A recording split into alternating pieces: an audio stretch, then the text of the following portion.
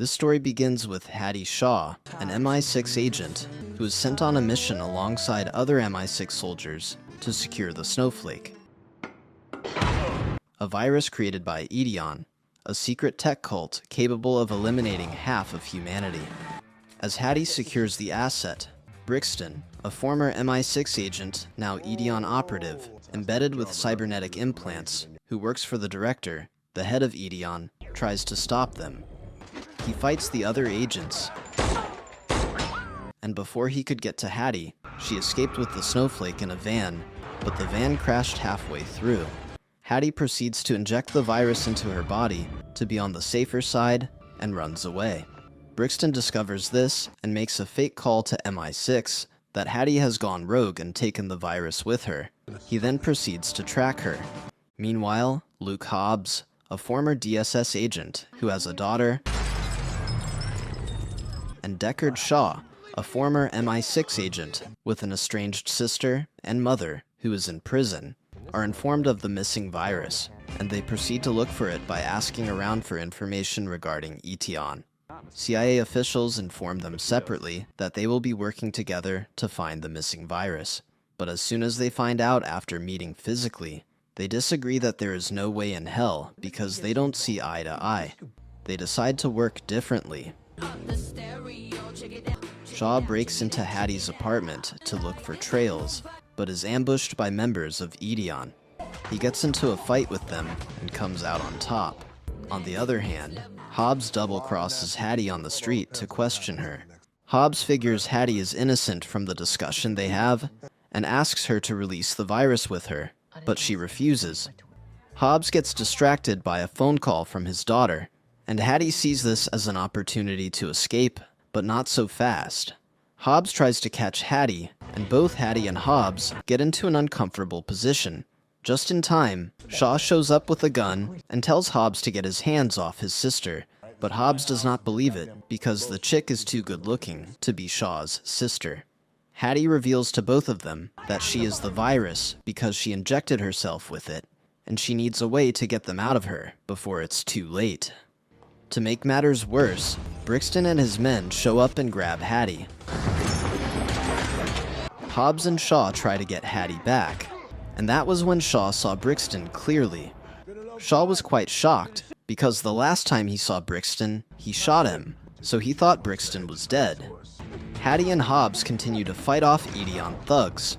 Shaw brings a car around and tells only Hattie to enter, pointing a gun at Hobbs, who returns the favor by pointing his own gun back at Shaw. They all escape in the car, and the chase begins as Brixton tries to catch up with them. Program intercepting vector. During the chase, Shaw tries to question Hattie's decision, but Hattie cautions him. That is not the time for him to play Big Brother. Brixton continued to chase them, but they were too fast for him, so he lost them. As a result, Brixton goes back to Ideon headquarters in Moscow, creates fake news on both Shaw and Hobbs, and sends it to all news outlets all over the world to paint them as the bad guys. When Hobbs, Shaw, and Hattie saw the news, they knew it was trouble, but instead of putting their differences aside and working together to reveal the truth, they continued bickering about how they can't tolerate each other. Hattie gets disgusted by their conversation and walks off to go and find a scientist who will help him eject the virus from her body. Hobbs knows this scientist. They find him where he went to buy his daily newspaper and abduct him. Back at Ideon's headquarters, the director instructs Brixton to find Hattie, Hobbs, and Shaw, and bring them alive because there will be useful assets for their cause, which is to eliminate weak humans and make superhumans. Brixton doubts they will turn because the last time he told Shaw, he shot him, but he assures the director he will try. Hattie, Hobbs, and Shaw take the scientist they abducted from the newspaper stand to a hideout and ask him to extract the virus from Hattie's body. The scientist talks about how deadly the virus is, presents them with two options, and warns that they only have 48 hours. The first is to kill her and burn her body to ashes, while the second is to get a machine that can extract the virus, but it is impossible to get because it is at Ideon's headquarters. That is the machine used to create the virus in the first place, so it is the only one that can extract the virus.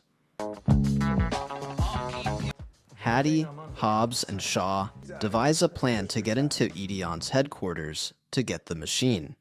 Shaw comes up with a plan to fly commercial to Moscow under fake identities, since they have been declared wanted everywhere. Hattie goes as Sarah Atkins, who works in insurance. Shaw goes as Franz Gruber, a freelance architect, avid mountain climber, and part-time ski instructor, and Hobbs as Mike Oxmall, which, when pronounced, sounds like another meaning. Only Mike was detained back, and Shaw had something to do with it. Even with the situation at the time, he still found time to play a prank on Hobbs. Hobbs later got on the plane and boasted that it had to do with the fact that people find him likable. On the flight, Shaw brings up the reservations he has with Hobbs concerning his sister Hattie while she was fast asleep. Hobbs assures him that he is only doing this mission because he wants to save the world, which, by the way, will be the 4th time he is doing this, and not because he wants to get with his sister. The duo also met Air Marshal Dinkley, who advertised himself to them. He offers to be their 3rd partner, but they decline. Dinkley then gives them his card to contact him in case they need anything, and he will be at their service. In Moscow, This girl steals from Russian mob. Shaw takes Hobbs and Shaw to meet a friend named Margarita, who, by the way, is more than a friend, because the moment they saw each other, they locked lips, much to Hattie and Hobbs' disdain. At Margarita's house, they come up with a plan on how to enter Idion's headquarters and get the machine. Hattie suggests they pull a Mick Jagger, a plan Hattie and Shaw used to play when they were younger. They gear up and begin their plan. Margarita submits Hattie to Brixton. Brixton and his men fly Hattie to Edion Weapons and the biotech facility in Ukraine, while Hobbs and Shaw trail after them. Brixton takes Hattie to the extraction room, where she meets the scientist who was initially abducted by Brixton. The scientist will perform the extraction under the supervision of 2 of Brixton's men. Hattie overpowers the men, steals the machine, and escapes with the help of the scientist. On the other hand, Hobbs and Shaw try to infiltrate the headquarters, but are captured by Brixton's men. Brixton tortures them into joining Idion's cause by subjecting them to electric shock, the old-school way. While this is ongoing, Hattie is about to escape with the scientist and the machine when she hears Hobbs and Shaw shout, and she returns to help them. During the torturing section, Brixton reminds Shaw why he had to stay away from his sister, and Hattie overhears this. Hobbs sees Hattie from afar and tries to distract Brixton. This works as Hattie gets to threaten Brixton with a gun and demand that he let them go. Unknown to her, the gun she is holding has to be activated by a chip before it can work. But just in time, the scientist shows up with a flaming gun, thereby distracting everybody. A fight erupts between Shaw, Hobbs, Hattie, and Brixton's men. Hobbs, Hattie, and Shaw try to escape with the machine, but the scientist cannot make it and is killed by Brixton himself.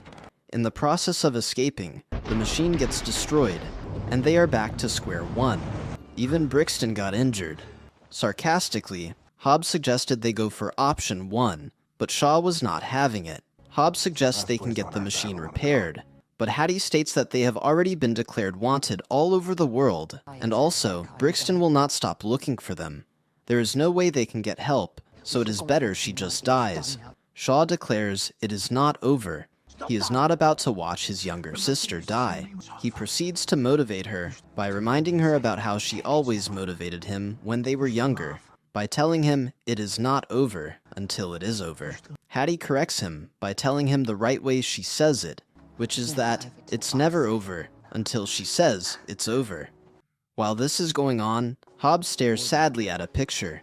He tells them he knows a place they can go. Even though it is the last place he ever wants to go, he decides to help them.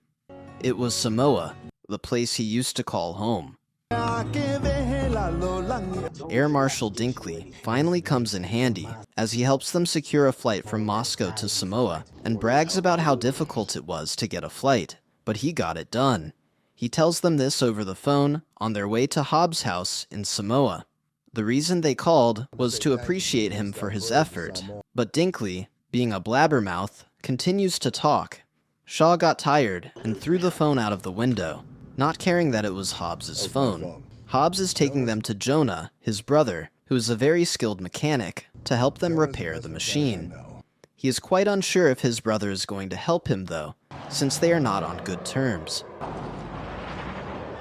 They get to Hobbs' family house, and he is skeptical about knocking on the front door. Shaw sarcastically assures him to take his time. It is only his sister's life and the fate of the world that is resting on their shoulders anyway. Hobbs proceeded to knock on the door, and it was Jonah who answered it. Jonah immediately punches Hobbs in the face, while his other brothers watch on. Jonah accuses him of having his face pasted all over the news, and now he has the effrontery to show up after 25 years, because he has problems even after betraying him and his brothers. Hobbs understands where he is coming from, but he reminds him that they are no longer kids, and he should watch how he talks to him. Just in time, their mother interrupts their fight. Just like every mother, Hobbs's mother became emotional when she saw Hobbs. She invites him and offers him food, but Hobbs was there for another reason. Jonah continues to accuse Hobbs, but Hobbs tries to explain. He explains that they were framed by people who created a deadly virus, but Jonah does not believe it. He continues to explain anyway. He shows him the machine they need his help to fix, and that they all need to build a defense now, because those people might be tracking them down to Samoa. They continued to argue, and even Shaw had to step in. Time for you all to go. Take your machine with you. It takes their mother's intervention for them to calm down and instruct Jonah and the rest of her sons to help him if they do not want her trouble. At Idion's headquarters, Director fixes Brixton and tells him to do anything within his power to get that virus, even if it means destroying Hobbs, Shaw, and Hattie. The Director also claims he now sees where Brixton was coming from. Brixton and his men track them down to Samoa and proceed to find them, with Brixton promising to turn them into superhumans after. Back in Samoa, Hobbs's brothers take Hattie, Hobbs, and Shaw to their shop to repair the machine. It was in the shop that Hobbs explained to Hattie how the shop used to contain stolen drugs, guns, and a lot of illegal materials. He also tells Hattie about how his mother raised them all as teenagers before his father returned and started taking an interest in him and his brothers, even though he was just trying to look for a new crew. He was the one who saw through the lies and never trusted his father. The job his father got them into became bigger and more dangerous, and he knew, but he was okay with getting himself and his brothers killed, so he turned himself in and left Samoa for good. Hattie sympathizes with him and tells him he was just trying to protect his family. However, the shop is 100% clean now, and Jonah takes them on a tour to show them around. They now run a vehicle repairing business, and people bring in vehicles from Tokyo, New York, London, and all over the world. Jonah still threw a shade at Hobbs that he had to do something to hold the family together, since Hobbs had abandoned them.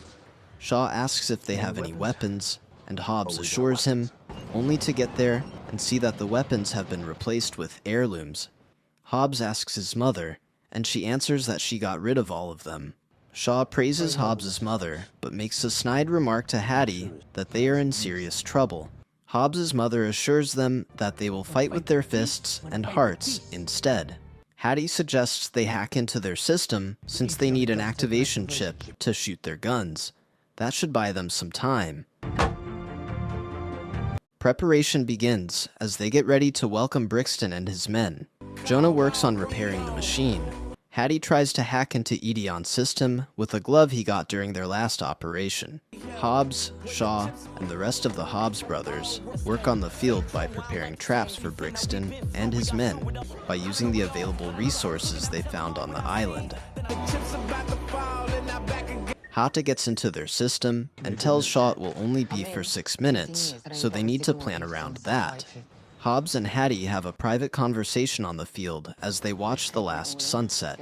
Hattie tells Hobbs that she did not believe Shaw left her because he wanted to protect her, and she harbored hatred in her against him for years. Hobbs shares his own situation too, and tells her he had not been back home for 25 years, and even his daughter does not know his family. And Hattie tells him he can still change that, and Hobbs replies she can too. He then suggests they promise each other that if they see tomorrow's sunset, they will begin to fix the mistakes they have made. Hattie locks lips with Hobbs, which catches him by surprise. She said the kiss is to seal the promise, so that there is no backing out. Hobbs playfully asks for another, but Hattie declines and suggests the next day, if she survives the mission. Back in the shop, everyone hurries Jonah because Brixton and his men are probably on their way and will soon get there. Jonah fixes the machine, and Shaw applies it to Hattie by placing it in her hand, which hurts her in the process. The machine works, and it needs exactly 30 minutes to fully extract the virus from Hattie's body, and everyone cheers. One of the brothers signals that the alarm has been triggered, and they know it is Brixton and his men.